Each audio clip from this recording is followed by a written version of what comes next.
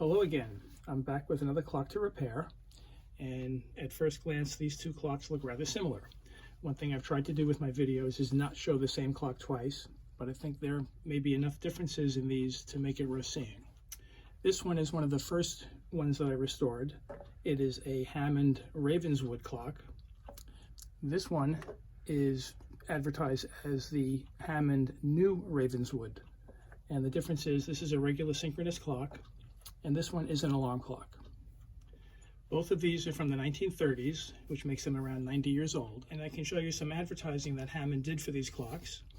This one is for the Ravenswood, and it says it's sold for $9.75, but there's a comment that with alarm it was $12.50. And this is the ad for the new Ravenswood, and there are some visual differences on the face that I'll point out. The dials are two different colors, sort of silver and gold. The Ravenswood has an indicator. When this is plugged in, it rotates black and white. It sort of visually lets you know that it's working, is what I assume that function is for. That's missing from this clock, but it has a different design dial in a band. It also has a fourth hand that is what you would turn to set the alarm. And I'll show you a few differences on the back of it. This one operates pretty simply with one knob to set the time and one knob to start it. These clocks are not self-starting. You had to push in this little knob and give it a spin, and that's what would get the second hand moving. And then it would continue. The whole reason for this, as far as Hammond was concerned, is that electricity wasn't that consistent back then, and if there was a power outage and then someone came home and the power had been restored, they wouldn't realize that the clock was no longer the correct time, so it would stop running, and they had to actually find out the right time, reset it, and start it that way. On the back of the alarm clock, we have the knob to set the time. The start knob is off to the right side of it, and there's a knob here to adjust what time you want the alarm to come on, and a little lever to activate the alarm. But we'll put this one aside for now and focus on the alarm clock. Now this clock does have some issues. First is that it's in a non-working condition. There's no power cord on it, and I won't know until it's hooked up whether it's actually running or not. There's also something going on where it's got loose on the inside because the whole dial rotates and it shouldn't be doing that. So what I'm going to look to do first is open it up. There's just a few screws here I have to undo to take off the back, and then we'll see how it looks. Before opening it up, however, I'm going to attach a new power cord to these leads here just to see if it does run. So let me work on that and then I'll come back. I've attached a power cord. It's plugged in. We'll give the start knob a spin and see if it runs.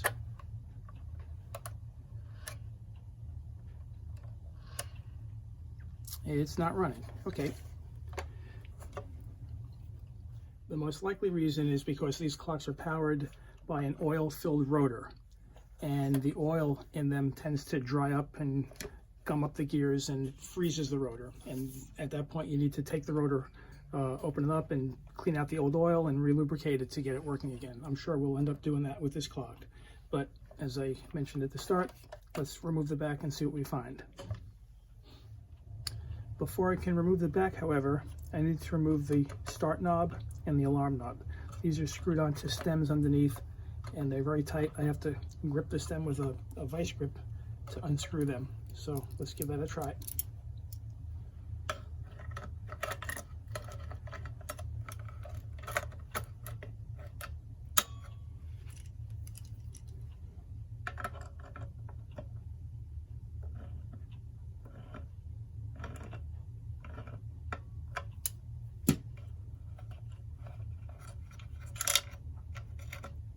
Okay, there's one.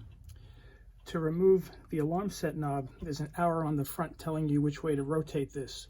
And based on that, I think it's a reverse thread, so I have to unscrew it to the right instead of to the left.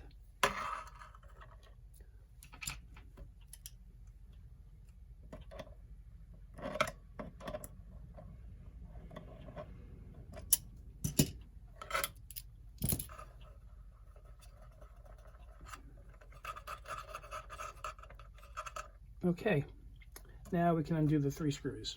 I'll do that and then we'll come back. The screws are out, and one other difference that I'm noticing between this clock and the one I showed earlier, and let me just gather up the parts here. One thing missing from the back of this clock is what's known as the data plate. It's the information on how to operate the clock, as well as patent numbers and that kind of thing. I'll show it to you from the other clock. And on this one, the little screws are here, and you can almost see the outline where the data plate sat. However, there are 2 additional screws here that I'm not sure where they're going to, because those screws are not present on this clock. It may have something to do with the alarm mechanism, I'm not sure. But until I get those 2 out, I can't get this plate out. So let me get those 2 out next. I'm turning these screws and they're getting loose, but they're not really coming out. So I'm not sure what they're connected to. I might get lucky and flip this over and just remove the case from the whole mechanism. So let's give that a try. And there we go.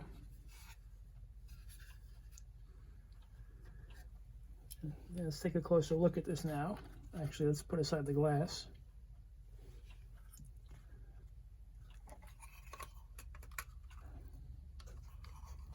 So these screws, this is the coil which creates the magnetic field that makes these clocks work. And these 2 screws here are attached to little nuts. So I really don't want to undo those just yet. So the next step in taking this apart, first I have to remove the hands, and that can take a bit of doing with these older clocks, so I'm going to work on that and then I'll come back. And I do see a spring has fallen off of here, and I'm pretty sure, yes, it sat on the alarm set knob stem, so we'll put that aside and I'll go to work on the hands. Most of these old clocks, the hands are on with what you just call friction grip. They're pressed on tight and you have to pry them off. Hammonds sometimes have the second hand on a threaded stem, so I might get lucky and just unwind this and it may come off. Let's find out. And that's not really budging. So let me take a closer look to see if I can tell if it's screwed on or friction gripped on. This one is looking like it is not threaded. It's just on with the friction grip, as I mentioned. To get them off, you have to pry them off with a screwdriver. They can be rather snug. You got to go easy because I don't want to damage the hands. And this one's not really budging, so to help loosen it, I apply a bit of WD-40 and just spray some into a little cap that I have here.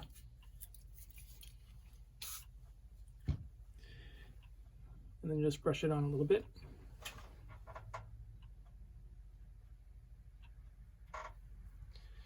And we'll let that soak in for about 10 minutes or so, and then give it a try. Okay, let's try again.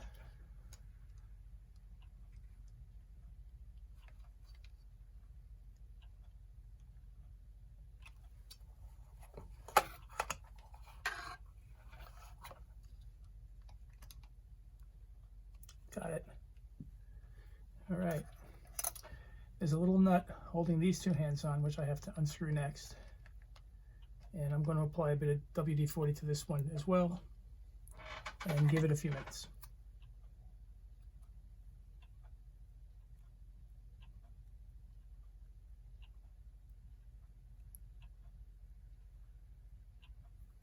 Okay, give it another 10 minutes or so, and then we'll come back. Okay, we'll try again.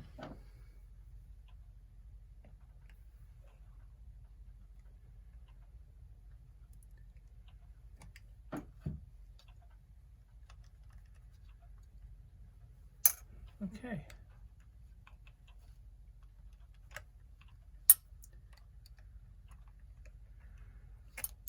And there's the minute hand. We'll see how easy the hour hand comes off.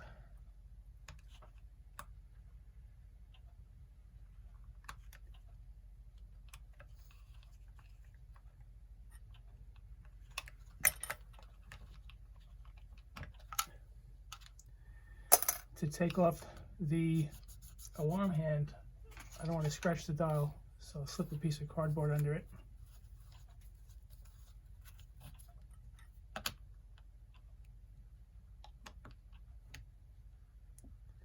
This one's pretty snug too. I'm going to apply a little bit more of the WD-40.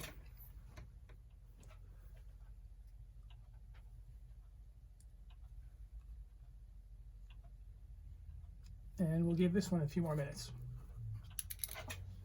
Okay, we'll try this one again.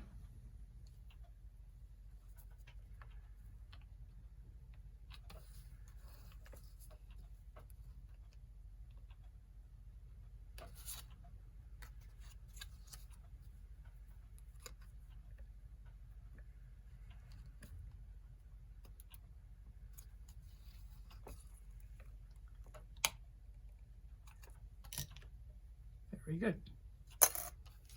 One thing I'm noticing, the reason this dial is sliding around is there are little metal tabs here and here, and they're supposed to bend into these notches here.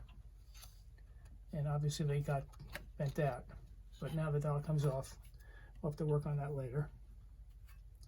The next step will be separating the mechanism from this back plate. Usually with these kind of clocks, once you've removed the screws and the knobs from the back here, the mechanism comes right out of it. One thing different that I'm seeing is there seems to be two sets of wires. One is going into the motor, and the other seems to be going, I'm thinking, into the alarm. So let's see how easy this pops off before we try anything else.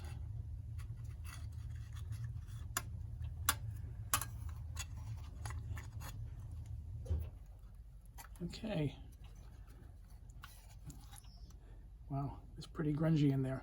I'm going to have to take a close look at this and figure out how best I want to separate the wiring from the coil so that we can check out. This is the rotor. Have to see if that's working. So I'll look at that, and then once I know what I'm doing, we'll come back. I think I figured out what's going on with this clock, and it's a very unusual design. Usually they have a coil that creates the magnetic field, which makes the gears spin, which makes the whole clock work. This one has two coils, so I'm assuming one of them is what makes the alarm work, and this one I'm familiar with makes the clock work. I won't know more how it's all hooked up in here until I get off this little cover that accesses the gears and get a better look at where these wires are going. So I'll work on taking that apart and we'll see what we have. There's a little metal clip that secures this. I don't know if it's a gasket or a dust cover.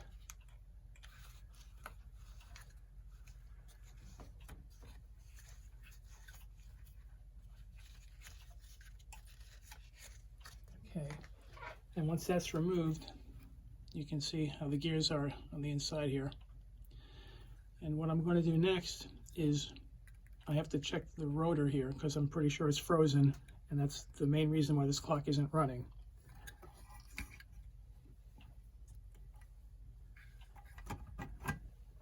To do that, there's a couple of washers here. And have to remove these two nuts.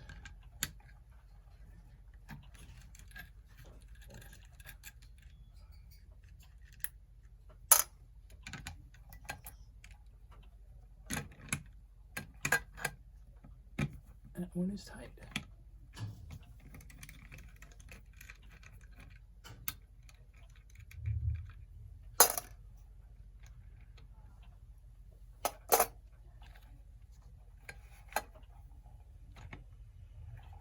Okay, this is the rotor. Now, this is the output gear. The magnetic field makes a flywheel in here rotate, which makes this rotate, and that's what turns all the gears.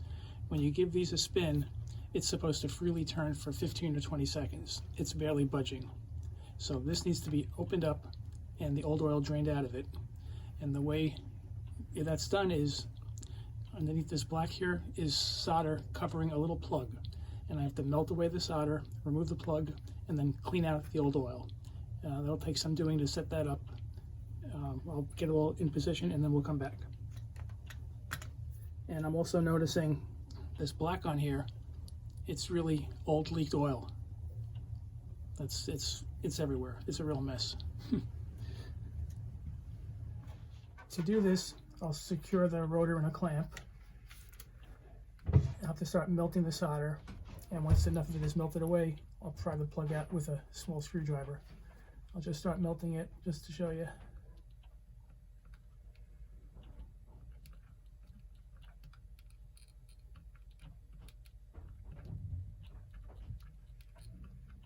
And as you can see, it takes quite a while, but I'll continue with this on my own, and once it's out, I'll come back. I've got the plug removed. I'll show you how it looks. That's where it came from in the rotor. That's what it looks like. And we got to put this aside so we don't lose it.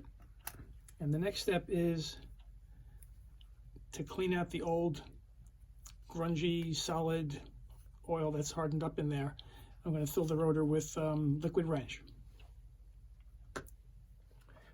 The way I do it is I have these small little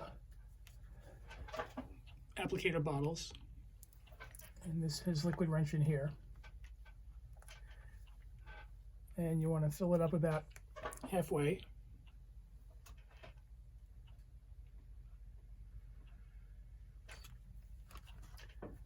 Give it a bit of a shake.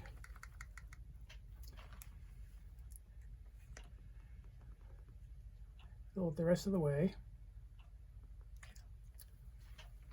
And then this has to sit now for 24 hours. At the end of the 24 hours, we'll drain it out. In the meantime, I can get to work looking at the gears inside the mechanism. In looking at it more closely, a couple of things I'm seeing is that normally a clock like this, the two wires come out of this coil and these get connected to the power cord, and that's what runs the whole clock. But the wires split off and get sent from another coil, and this, I think, is the alarm mechanism. This bar here vibrates. And it would be pretty easy for me to just cut these wires off and restore this as just a regular clock, not an alarm clock. But I know there are purists out there who feel that restoring it, not to the way it was at the beginning, it would not be the right thing. However, I don't think anyone's going to be using this as an alarm clock. But I will try to maintain it as that. The next step is I have to remove this plate, and once this is off, all the gears will be exposed. And depending on the complexity of that, because of the alarm, we'll see if I can maintain it as what it is, or if we're just going to convert it into a regular clock. So the next step is I'm going to take off these 4 nuts. I've removed the 4 nuts. This plate now should come off. And what we have here, this front plate, when I lift it up, it's going to expose the gears underneath. What's different about this one is there's a couple of screws here, which I think is what holds part of the alarm mechanism to this front plate. But I'm going to try to lift everything off carefully and hopefully not disturb anything. One thing that's making it very difficult to handle this is that this piece is attached. So I'm going to take off these couple of nuts on the back plate and remove the coil from this so it's no longer attached to this. It's kind of weighing me down. I've removed the 2 nuts and the screws. We can put this aside now.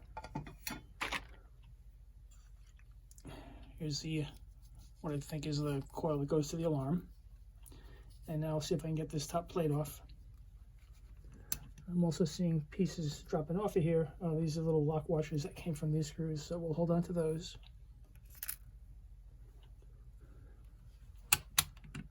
I need to take a closer look at this before I pull it apart. Let me check it and we'll come back. I removed the plate. Couldn't really show you how I did it. I had to sort of hold everything together to keep the gears from getting disturbed. But this is the position that they're in. And the next step is I need to remove them completely and clean them up. And at this point, I like to take photos of them. So each time I remove a gear, I'll take a picture and I'll have a good record of the order at which they get put back together. So I'm going to work on that. And when everything is cleaned up, we'll come back and we'll probably do more work on the rotor. I've removed as many of these gears as I can. On this plate, this is part of the alarm mechanism and there's some kind of a spring clip that blocks the removal of these gears here, and I really don't want to take this off. It'd be too difficult to get it back on, I think. So these can be cleaned, getting in there with a toothbrush, cleaning out the teeth of the gears with a toothpick, pick out any oil that might be built up in there. The other ones, just clean up with a toothbrush and some Dawn dishwashing detergent and some warm water. So I'm going to go ahead and clean everything up, and then we'll come back. What I decided to do was to soak all the gears in an ultrasonic cleaner. I think that'll do a better job of cleaning the areas from the gears that I can't separate from the plate.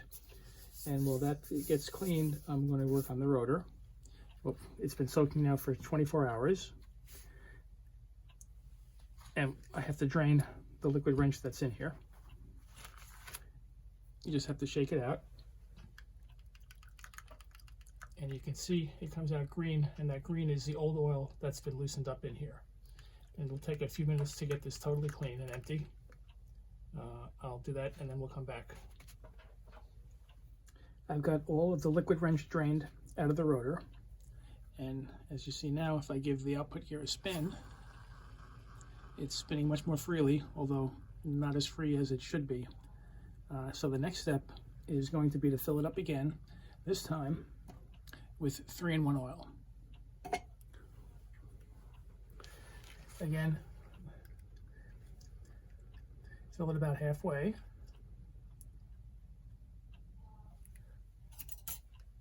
Give it a shake. Give the gear a spin.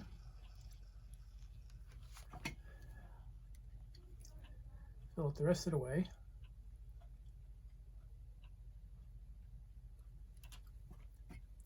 And this will sit for another 24 hours.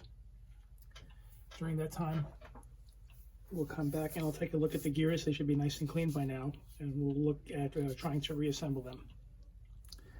All the gears are cleaned up. What I have to do next with them is lubricate them. I use a synthetic clock oil for that. Just put a very little bit around the main teeth of the gears, wherever they interact with each other, inside here, as well as putting some in the little pivot holes where the stems of the gears fit into, on both this plate and this one. So I'm going to work on reassembling everything, and when I come back, it should be all together. Using the steps in reverse of how I took it apart, I was able to get all the gears back in, attach the two plates back together, and I can tell that the gears are in proper position because when I turn the knobs, the start knob and the set knob, I can see gears turning on the inside. It's hard for you to see, but everything is turning the way it's supposed to. So I'm confident that everything has been put together the right way. The next step will be to finish up the rotor. It gets attached to the back, and I'll also be attaching the second coil to the inside of the back plate. I'll probably do the coil first and then do the rotor. So let me get that worked on, and then I'll come back. I've attached the second coil onto the inside of the back plate, and next we'll deal again with the rotor. I have to drain the 3-in-1 oil that's in it, put the plug back in and resolder it up, and then it'll get placed back into the housing here. The rotor's been soaking out of the 24 hours now with the 3-in-1 oil, and I have to shake out all of that. It still comes out a bit green, and it'll take several minutes to do this, so I'll get it all out and then we'll come back and end up closing up the hole. What I'm also going to be doing is this back plate, I've noticed, is really very badly scratched up, so I'll be repainting this as part of the restoration process.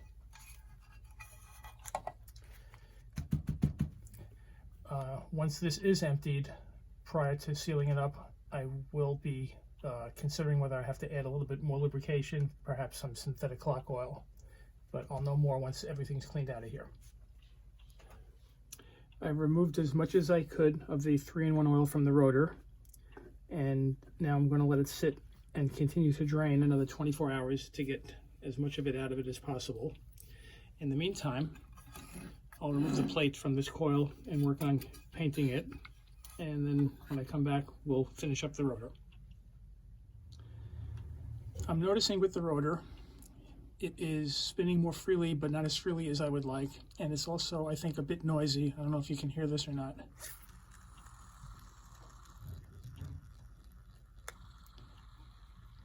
But as a result, I'm going to add a little bit of synthetic clock oil to this before sealing it, which I hope lubricates it enough to quiet the rotor down a bit. I just need very little of this oil.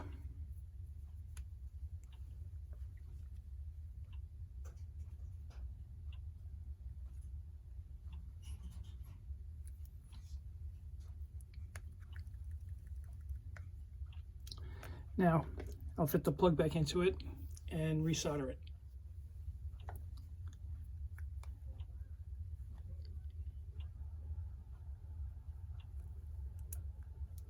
Okay, the plug is reseated. I'm going to set this up in the clamp, solder it back into position, and then I'll come back. I soldered the plug into position. What I'm going to do next is reseat the rotor into the mechanism.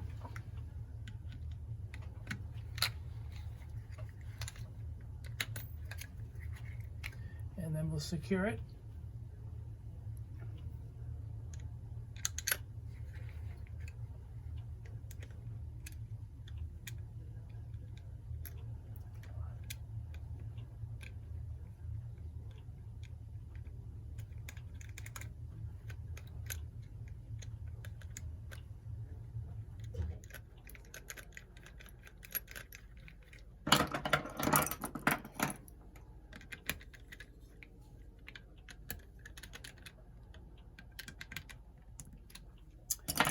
Now I'm going to attach temporarily a power cord and we'll see if it works. Okay, what I've done is I connected a power cord. I have it plugged in. I seated the second hand because that's the easiest way to see if it's working. You might not be seeing the gears turning so easily. I'll give the start knob a spin.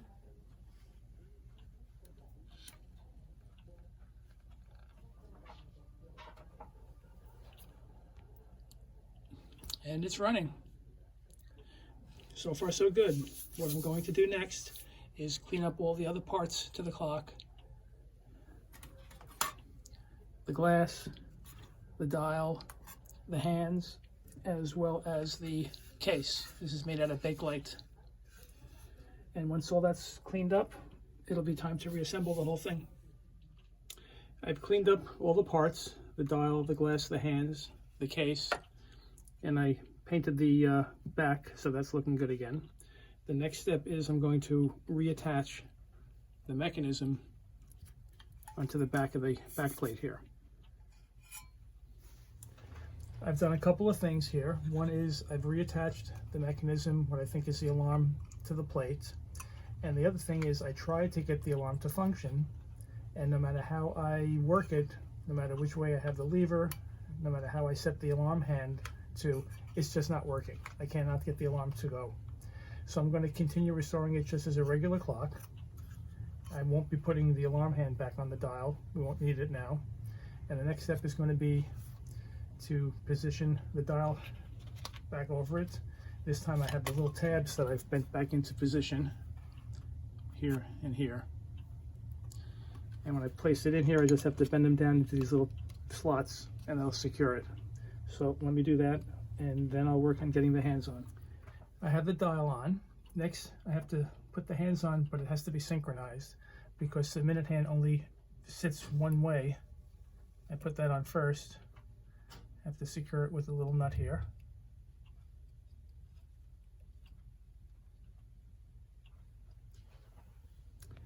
Then I have to turn the time so the minute hand is pointing to the 12.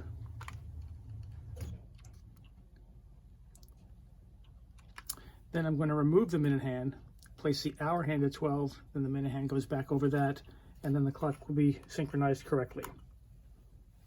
I've attached the hands, the hour hand, the minute hand, the second hand, and what I've noticed in handling it is that the dial, even though I've bent these little tabs back into the slots, there's still a little bit of play in it. So I'm going to secure it with a little bit of tape, top and bottom. It won't be visible once the case is placed over it. And the other thing I need to do at this time is attach a new power cord. So I'll work on putting on the tape and attaching the cord, and then I'll come back. I've secured the dial with just a little bit of tape.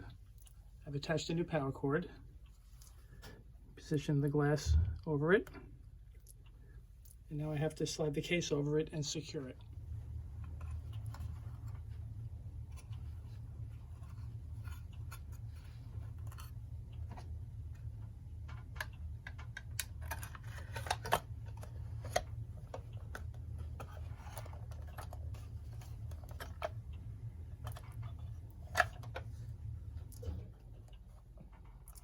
Now I put the last 3 screws in, and that should complete it. I've secured it with the 3 screws. It's plugged in. We'll give it a spin.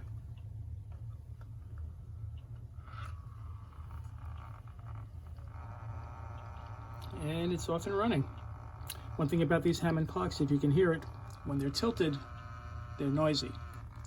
When you turn them the way they're supposed to be standing, they're quiet. Anyway, we have the Hammond New Ravenswood clock. It's from the 1930s. I hope you enjoyed the video. Feel free to check out some of my others. And that pretty much wraps it up. Bye for now.